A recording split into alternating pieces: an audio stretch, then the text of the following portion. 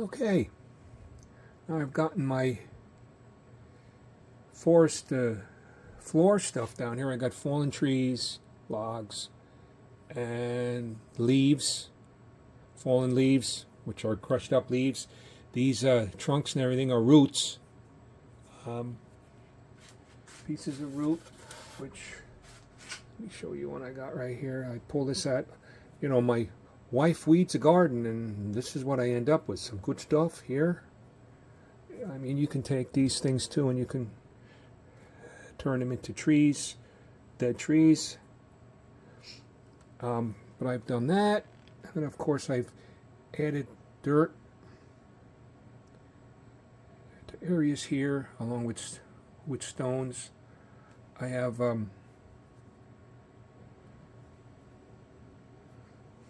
actual pieces of the stone wall that have fallen and eroded all the way down.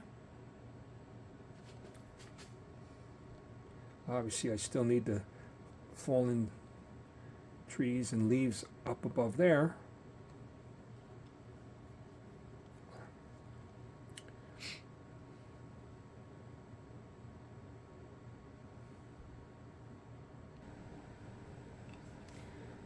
I have put fallen stones from the wall here. This is all glued down. This is all just fallen rocks. Up here too, I've done it.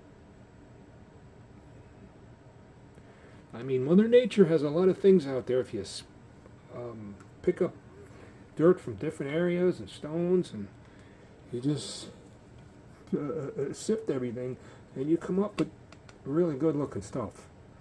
I mean, and it's all free. That's the best part of it. You know, you don't have to pay money for it.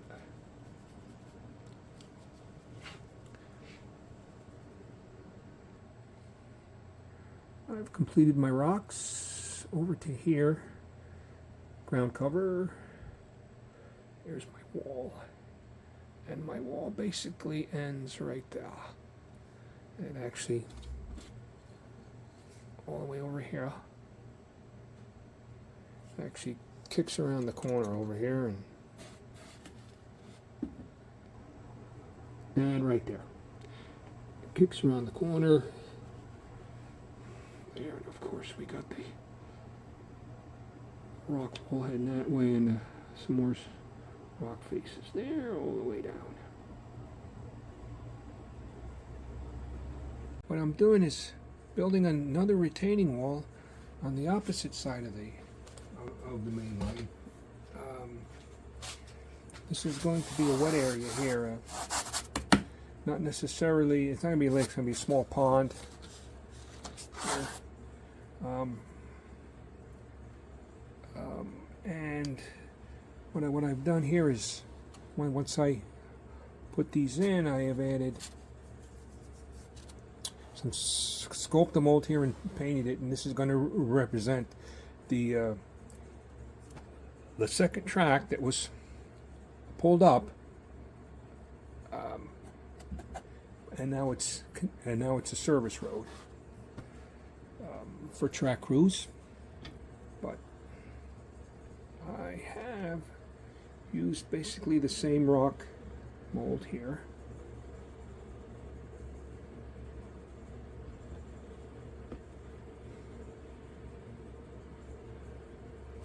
And basically glued it in the same way, which I'm going to do right now with my PL, my DAP PL 230. Or it's actually not PL 230, it's Dynaflex 230, Chris.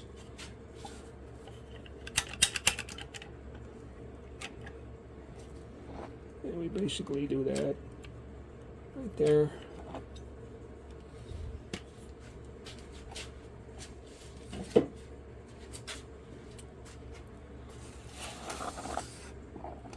And put that right in here like this. Fits right in here like that. Actually, go back there, so that's like that. Squeeze that up through there. Straighten it up a bit. Like that.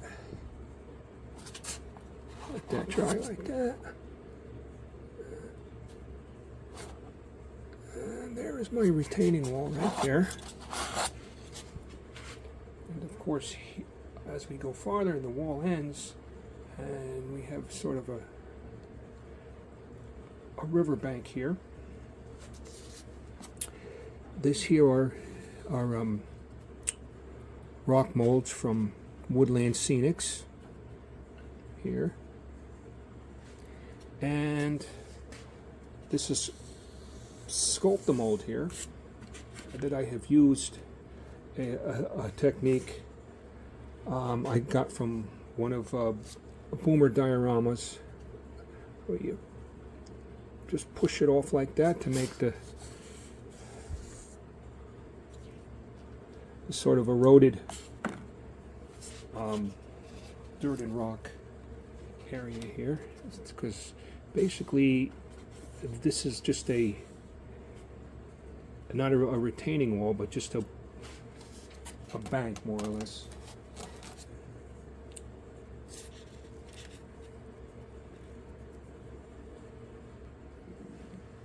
This is the rock mold I use. It's Woodland Scenics C1248 is the item number, and this is basically the rock mold here.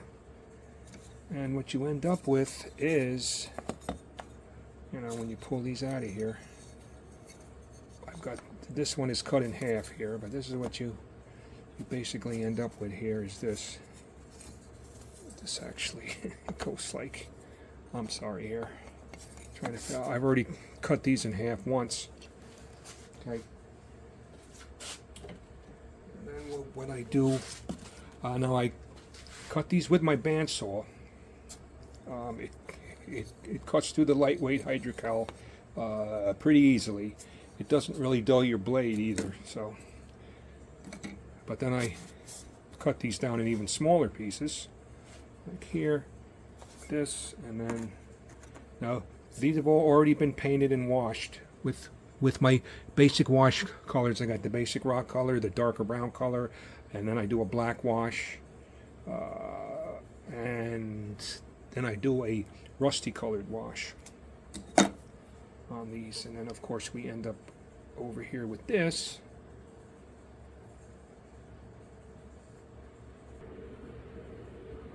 And this is basically what it looks like here, and then I've done this technique here. I glued these rock molds in first. I cut the area here for it, glued them in, and then I added this Sculpt-A-Mold is what it is. It's paper mache. There's all different versions of it, and I will show you that technique next. Okay, here's, I've cut this with the bandsaw upstairs. You can see I've already put in my Dynaflex, and I'm going to stick this right inside here. Actually, let me go this way and push it into there. This matches up here pretty good. I got this back out like this, like that. We'll glue that in, let that dry like that. Right, looks good, right? There's that. And then I'll go with the Sculpt-A-Mold along here. I'm going to let this set up a little bit, and I'll be back.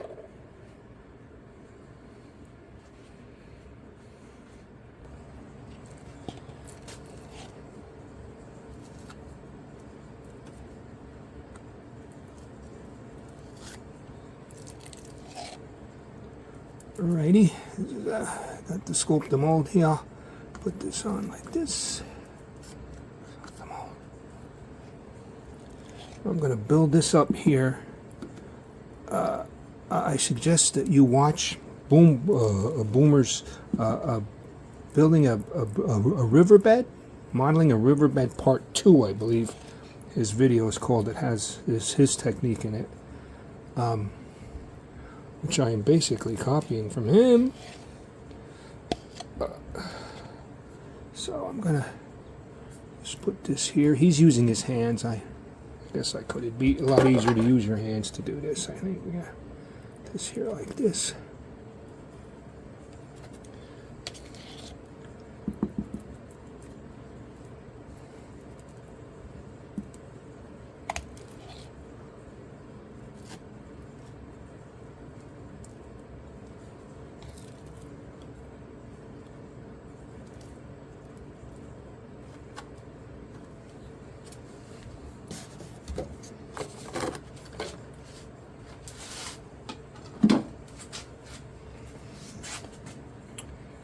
You know what I do now is I take this guy. This is a chopstick I got, but it's a thick one, and I cut it along here to flatten it out. I mean, there's a lot of tools you can use for this, but this is what and then you just get it up underneath here like this, sort of slide it out. And I'll come back once this dries a little more and do it again, but for right now, this is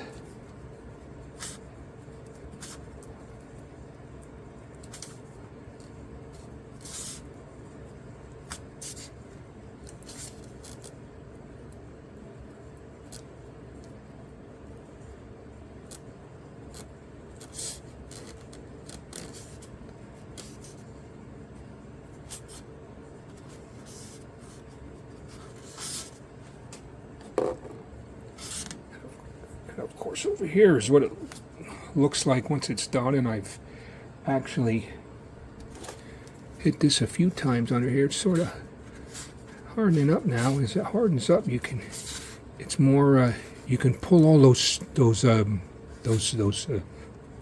pieces of paper, the string paper pieces that look like roots coming out of the ground. So.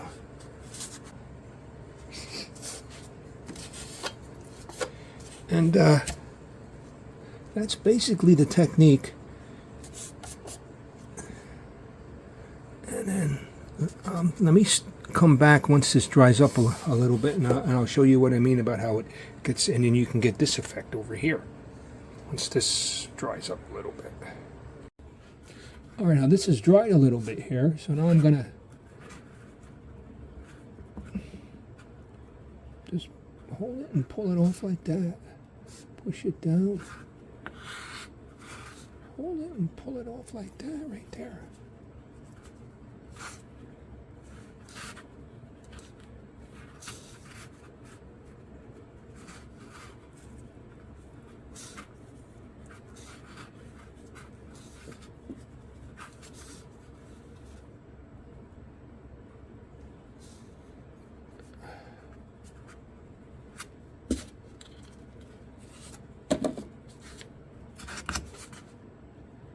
Looking very good. It's my first attempt at this, so you know, I guess the more you do it, the better you get at it. So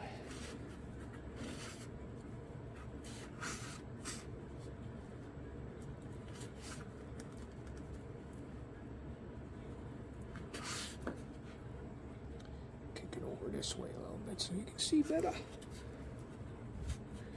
Go right here with it. See, now I'm using the flat side of this chopstick that I've sort of filed off there, or cut off with an X-Acto knife. You get under here, pull it back. Now, obviously, I still have to paint all this, paint it, and then put my ground cover down, my dirt.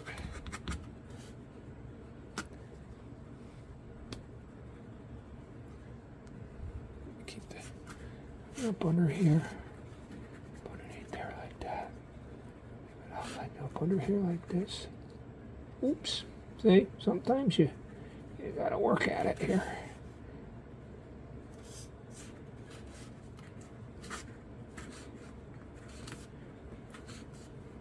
The secret is getting that space underneath. It really makes it look good. Really does.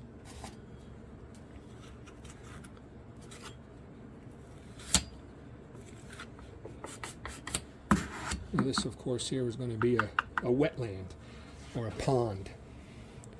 So, but basically that's it. A little bit more over here I can get out from here. This is where it's actually coming down. There's no more.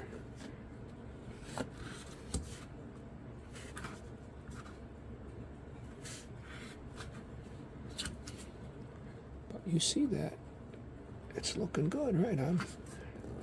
I'm digging the way it looks right now, so I'm thinking once this dries and I paint it's going to look really good. But there it is there. Liking that. I have a big piece right there. Let me pull that down. Anyway, that's basically it. So, all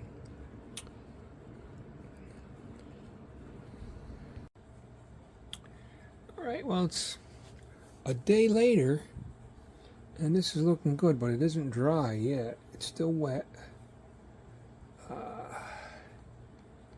It's looking pretty good. Let me zoom in a little bit on it here so you get an idea of this.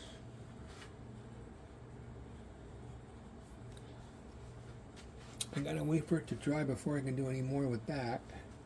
What I did do is do some layers that are going to be under the water. This is going to be where the resin's going to be poured here. And I did a few layers here. Also brought this out here with, this is grout, and I textured it a little bit away from the wall.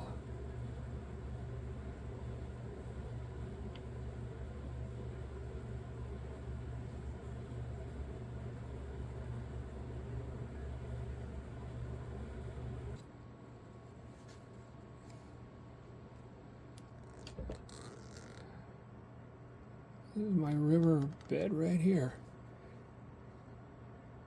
or my, not the river bed, and then you have the, I've got pieces of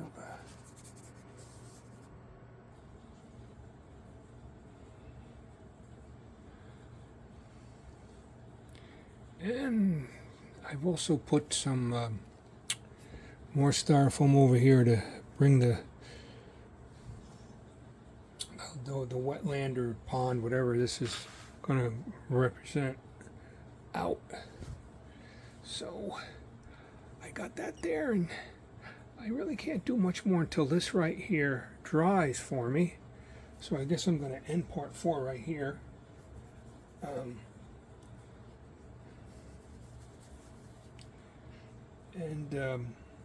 guess in part 5 I'm going to do some ground cover here, some static grass, see what happens with that. But